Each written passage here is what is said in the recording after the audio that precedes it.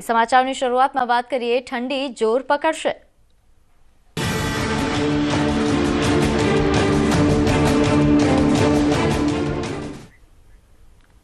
ઠંડીને લઈને હવામાન વિભાગની આગાહી। આગામી 6 દિવસ વાતાવરણ સૂકું રહેશે। કેટલાક વિસ્તારમાં 2 થી 3 ડિગ્રી તાપમાન વધશે। નલિયામાં સૌથી ઓછું 11.2 ડિગ્રી તાપમાન નોંધાયું છે। અમદાવાદનું લઘુત્તમ તાપમાન 18 ડિગ્રી રહેવાની શક્યતા। તો રાજ્યમાં ફરી ઠંડીનો ચમકારો જોવા મળશે। આગામી 6 દિવસ જો કે વાતાવરણ સૂકું રહેશે। કેટલાક વિસ્તાર કે જ્યાં 2 થી 3 ડિગ્રી તાપમાન વધે તેવા પ્રકારની માહિતી। નલિયામાં સૌથી ઓછું તાપમાન 11.2 ડિગ્રી નોંધાયું છે। અમદાવાદમાં પણ લઘુત્તમ તાપમાન 18 ડિગ્રી આસપાસ રહેવાની શક્યતા વ્યક્ત કરવામાં આવી છે। તો ઠંડીને લઈને હવામાન વિભાગની આગાહી। છેલ્લા ઘણા સમયથી રાજ્યભરમાં ઠંડીનો ચમકારો જોવા મળ્યો। હવે આગામી 6 દિવસ કે જ્યારે 2 થી 3 ડિગ્રી જેટલું તાપમાન વધશે। ઠંડીનો પારો થોડો નીચો આવશે। નલિયામાં સૌથી ઓછું તાપમાન જે 11.2 ડિગ્રી નોંધાયું હતું। આ પહેલા પણ તાપમાનનો પારો ગગડ્યો હતો। જો કે આગામી 6 દિવસ સુધી વાતાવરણ સૂકું રહેશે। અમદાવાદમાં પણ લઘુત્તમ તાપમાન 18 ડિગ્રી આસપાસ રહેવાની શક્યતા। થોડું ઠંડીનું જોર ઘટશે, પરંતુ હાલ જે ઠંડીની માહિતી છે રાજ્યભરમાં હાલ ઠંડીનું જોર યથાવત છે, પરંતુ આગામી 6 દિવસમાં આ તાપમાન વધશે। 2 થી 3 ડિગ્રી જેટલું તાપમાન વધે તેવા પ્રકારની શક્યતાઓ વ્યક્ત થઈ રહી છે। ત્યારે હાલ ઠંડીના ચમકારા અંગે વધુ વિગત સાથે મારી સાથે સંવાદદાતા વિભુ પટેલ લાઈવ જોડાઈ ગયા છે। વિભુ, રાજ્યમાં ફરી ઠંડીના ચમકારાને લઈને જે પ્રકારની આગાહી આવી છે હવામાન વિભાગ તરફથી, તેને લઈને માહિતી આપશો।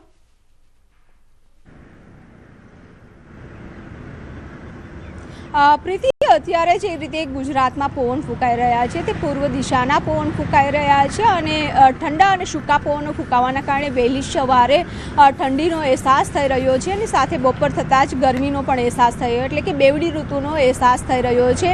અમદાવાદ શહેરમાં આપણે દ્રશ્યો બતાવવા માંગીશ કે અત્યારે અમદાવાદ શહેરમાં પણ વહેલી સવારે જ્યારે ઠંડી પડી રહી છે ત્યારે સ્વેટરનો સહારો લેવો પડી રહ્યો છે।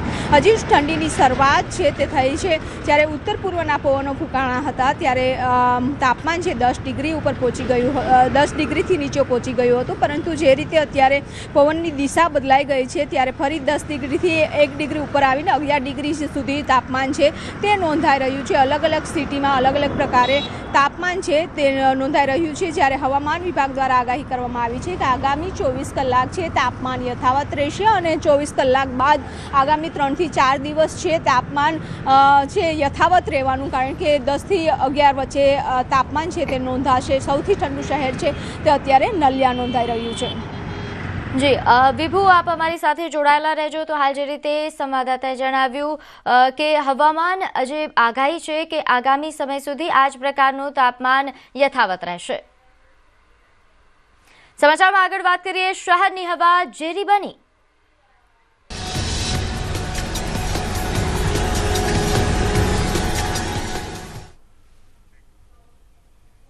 અમદાવાદની હવા ઝેરી બની રહી છે। અમદાવાદમાં એક્યુઆઈ 199 પહોંચ્યો છે। ગ્યાસપુર વિસ્તારમાં એક્યુઆઈ 233, તો રખિયાલ વિસ્તારમાં એક્યુઆઈ 249 નોંધાયો છે। રાયખડમાં એર ક્વોલિટી ઇન્ડેક્સ એક્યુઆઈ 290 પહોંચી ગયો છે। એરપોર્ટ વિસ્તારમાં પણ એર ક્વોલિટી ઇન્ડેક્સમાં કે જ્યાં 205 એક્યુઆઈ નોંધાયા હોવાની વિગત છે। નોંધનીય છે કે એક નજર કરીએ એક્યુઆઈને લઈને કેટલી કેટેગરીમાં વિભાજિત કરવામાં આવ્યા છે તે પણ જાણીએ। એ પહેલા હાલ જે રીતે શહેરમાં એક્યુઆઈના આંકડાઓ આવી રહ્યા છે આ ખૂબ જ ચોંકાવનારા છે। શહેરની હવા ઝેરી બનતી જઈ રહી છે। દિલ્હીમાં કે જ્યાં પ્રદૂષણના કારણે હવા ઝેરી બની છે, હવે અમદાવાદમાં પણ એ જ પ્રકારે દિવસે ને દિવસે હવા ઝેરી બનતી જઈ રહી છે। અમદાવાદમાં હાલ જે એક્યુઆઈ સામે આવ્યો છે 199 એક્યુઆઈ પહોંચ્યો છે શહેરનો, અને અલગ અલગ એવા વિસ્તારો છે કે જ્યાં 199 ને પાર પહોંચી ગયો છે। ગ્યાસપુર વિસ્તાર કે જ્યાં એક્યુઆઈ 233 પર પહોંચ્યો છે, અને રખિયાલ વિસ્તાર કે જ્યાં એક્યુઆઈ 249 પર પહોંચ્યો છે। આ ઉપરાંત રાયખડની વાત કરીએ તો અહીં પણ એક્યુઆઈ કે જેનો જે આંકડો સામે આવ્યો છે 290 ને પાર પહોંચી ગયો છે। એરપોર્ટ વિસ્તારમાં પણ એર ક્વોલિટી ઇન્ડેક્સના આંકડા સામે આવ્યા છે જ્યાં 205 પહોંચ્યો છે એક્યુઆઈ। હવે એક નજર કરીએ એક્યુઆઈને કેટલી કેટેગરીમાં વિભાજિત કરવામાં આવ્યા છે? તો દેશમાં એક્યુઆઈને રીડિંગના હિસાબે કુલ 6 કેટેગરીમાં વહેંચાયેલું છે એક્યુઆઈ, જેમાં જો વાત કરીએ તો એક્યુઆઈ 0 થી 50ની વચ્ચે એટલે કે સારી હવા કહી શકાય, જ્યારે જો એક્યુઆઈ 0 થી 50ની વચ્ચે હોય તો હવા શુદ્ધ છે, અને જો આ એક્યુઆઈ 51 થી 100ની વચ્ચે હોય એટલે કે હવાની શુદ્ધતા સંતોષકારક છે. પરંતુ આ એક્યુઆઈ 101 થી 2ની વચ્ચે જાય છે તો આને આપણે મધ્યમ કહીશું, અને તેમજ 201 થી 300ની વચ્ચે જ્યારે આ એક્યુઆઈ પહોંચે છે તો આને ખરાબ હવા કહેવામાં આવે છે, ઝેરી હવા કહેવામાં આવે છે. જો એક્યુઆઈ 301 થી 400ની વચ્ચે પહોંચે તો તે ખૂબ જ ખરાબ કહી શકાય, અને 401 થી 500ની વચ્ચે પહોંચે તો તે ગંભીર શ્રેણીમાં આવે છે. હાલ જે રીતે અમદાવાદ નો એક્યુઆઈ સામે આવી રહ્યો છે કે જે 199 એક્યુઆઈ પહોંચી ગયો છે, એટલે કે ખરાબ હવાની એકદમ નજીક પહોંચી ગયો છે. ઘણા એવા વિસ્તારો છે કે જ્યાં 201 થી 300ની વચ્ચે એક્યુઆઈ નોંધાયો છે, એટલે કે ત્યાંની હવા ખૂબ જ ખરાબ છે, ઝેરી બની ચૂકી છે. અને અમદાવાદના હાલ એક્યુઆઈની જો વાત કરીએ તો સામાન્ય જે એક્યુઆઈ 199, તમામ સરેરાશ એક્યુઆઈ 199 છે, જે ઝેરી હવા તરફ બિલકુલ ફક્ત એક જ આંકડાની કમી છે. આ ઉપરાંત હાલ જે એક્યુઆઈ છે તેને લઈને વધુ સિવિલ સુપ્રિન્ટેન્ડન્ટ દ્વારા પણ નિવેદન આપવામાં આવ્યું છે.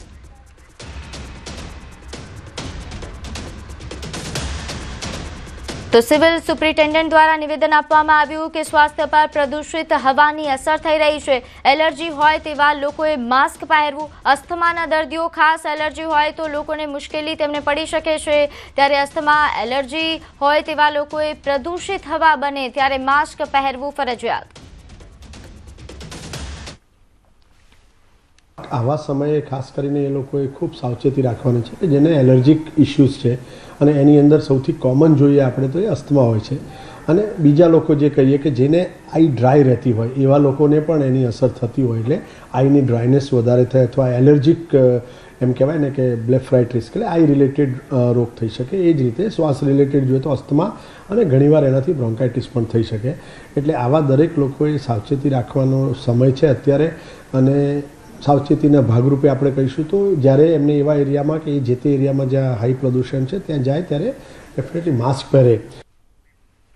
ત્યારે હાલ શહેરમાં જે રીતે હવા ઝેરી બનતી જઈ રહી છે તેને લઈને વધુ વિગત સાથે મારી સાથે સંવાદદાતા વિભુ જોડાઈ ગયા છે.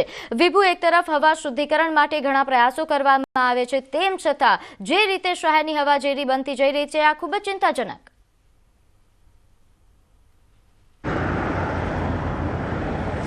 પ્રીતિ, જે રીતે હવા પ્રદૂષિત થવાના બે કારણ છે. એક તો લોકલ તમારું જે પ્રદૂષણ હોય છે તેના કારણે પણ હવામાં પ્રદૂષણનું પ્રમાણ વધી જતું હોય છે, અને બીજું કે જે તરફની પવન આવે છે તે શહેરોનું જો વાતાવરણ પ્રદૂષિત હોય તો પણ વાતાવરણ પ્રદૂષિત થઈ શકે છે.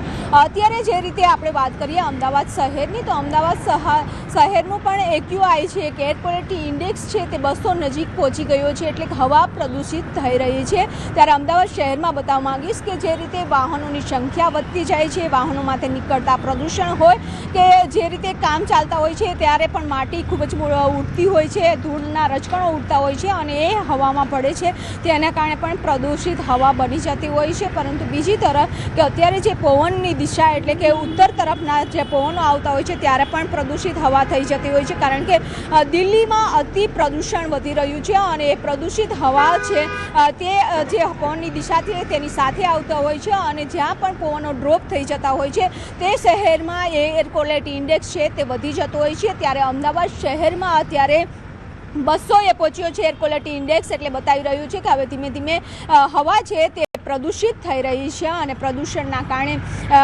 જે અસ્થમાના દર્દીઓ છે, ખાસ કરીને એલર્જી હોય છે તેવા દર્દીઓ છે તેને ખૂબ જ મોટી અસર છે તે પહોંચી રહી છે, કારણ કે શ્વાસ લેવામાં તકલીફ છે તે પહોંચતી હોય છે. ત્યારે આપણે પણ ધ્યાન રાખવું જોઈએ કે જો એલર્જી છે અથવા તો અસ્થમાના દર્દીઓ છે તો બહાર નીકળતા હોય છે ત્યારે માસ્ક પહેરવાની પણ ડૉક્ટરો સલાહ આપી રહ્યા છે. બિલકુલ વિભુ, સ્વાસ્થ્ય પર આ હવાની ખૂબ જ ગંભીર અસર થાય છે. તમામ તબીબો પણ આ પ્રકારની માહિતી આપી રહ્યા છે, ધ્યાન રાખવાનું કહી રહ્યા છે, પરંતુ વાત ફરીથી એ જ જગ્યા પર આવી જાય છે કે આ પ્રદૂષણ વધવા પાછળના કારણો જ્યારે જાણ છે, તંત્રને જાણ છે, તો એ ઓછું કરવાની, આ જે હવા ઝેરી ન બને તે માટે કેવા પ્રકારના પ્રયાસો હાથ ધરવામાં આવ્યા છે કોર્પોરેશન તરફથી?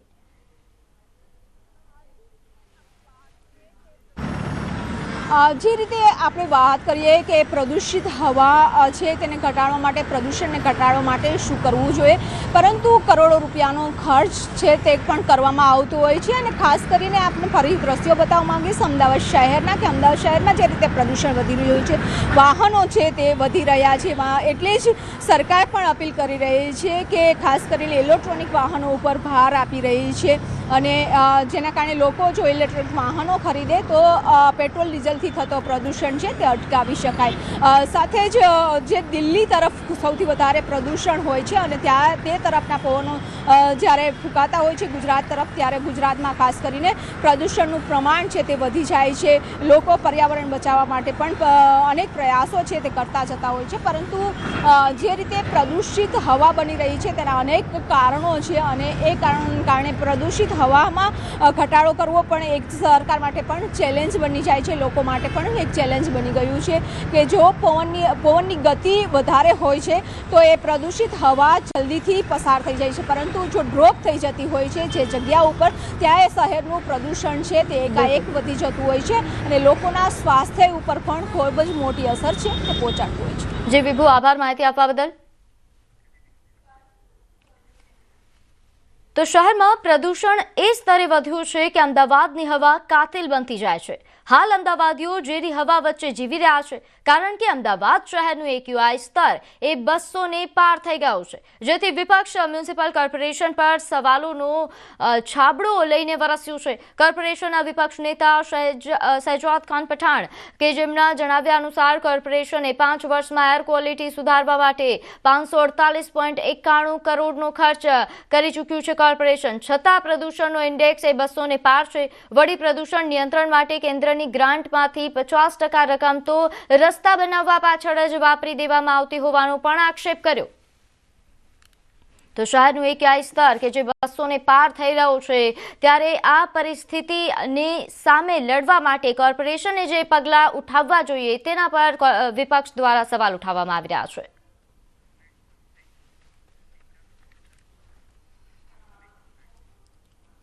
હવે વાત કરીએ ટીચરને સરનું ટોર્ચર.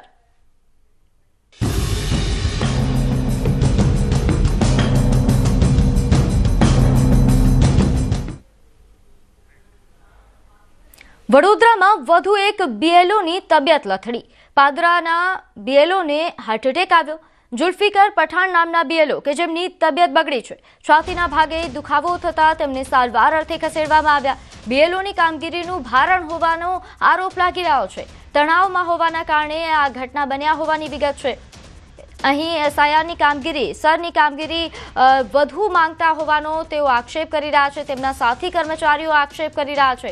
એટલું જ નહીં, ઝટકો તેમને ત્યારે લાગશે કે તંત્રને જ્યારે ફોન કરીને જાણ કરવામાં આવી, છતાં પર અહીં વિગત એ છે કે ફોન પહેલા તો ઉપાડ્યો જ નહીં. એ પ્રકારના પણ આરોપ લાગી રહ્યા છે. ત્યારે શિક્ષકોની શું પરિસ્થિતિ છે તેની દરકાર સુદ્ધા લેવા માટે કોઈ તૈયાર નથી તેવું લાગી રહ્યું છે. એટલું જ નહીં, તેમના સાથી કર્મચારીઓએ કહ્યું કે તેઓ છેલ્લા 10 દિવસથી એક ટાઈમ જ જમે છે. BLOની કામગીરી કે જે રાત દિવસ તેમના દ્વારા કરવામાં આવી રહી છે, જેના કારણે તેમના સ્વાસ્થ્ય પર ગંભીર અસર પહોંચી રહી છે. તેમને માનસિક સ્વાસ્થ્ય પર પણ ગંભીર અસર પહોંચી રહી છે. એવો આજે છેલ્લા 10-15 દિવસથી ઓછામાં ઓછા એક ટાઈમ ખાય છે કે નથી ખાતા એ ખબર નહીં, રાત દિવસ કામ કરે છે. સરકારી કર્મચારી જે લોકોએ એમને ઉપર આપ્યો છે આપશે અને જે કામ માગે છે, આજે અમે કલેક્ટરને પણ ફોન કર્યો, બધાને ફોન કર્યો, કોઈ ફોન ઉચલતા નથી. તો વધુ એક BLO શિક્ષકનું મોત થયું. તાપીમાં બેલધા ગામના BLOનું મોત. વાલોડ તાલુકાના બેલધા ગામના BLO કે જેમનું મોત થયું છે. વાલોડના બેલધા ગામે પ્રાથમિક શાળામાં આચાર્ય તરીકે ફરજ બજાવતા હતા કલ્પનાબેન પટેલ, કે જેમનું રાત્રિ દરમિયાન તેમની તબિયત લથડી અને સારવાર માટે તેમને બારડોલી ખસેડવામાં આવ્યા.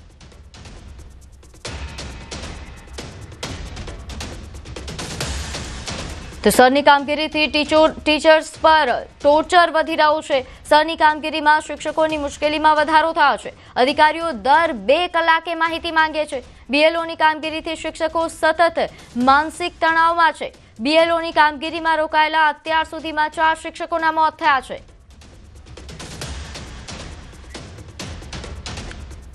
ત્યારે હાલ ટીચરો પર જે ટોર્ચર વધ્યું છે તેને લઈને વધુ વિગત સાથે મારી સાથે સંવાદદાતા સંજય ટાંક લાઈવ જોડાઈ ગયા છે। સંજય, જે રીતે ટીચર્સ પર ટોર્ચર વધી રહ્યું છે, કેવા પ્રકારના આક્ષેપો તેમના દ્વારા કરવામાં આવી રહ્યા છે, કઈ રીતે ટોર્ચર થઈ રહ્યું છે?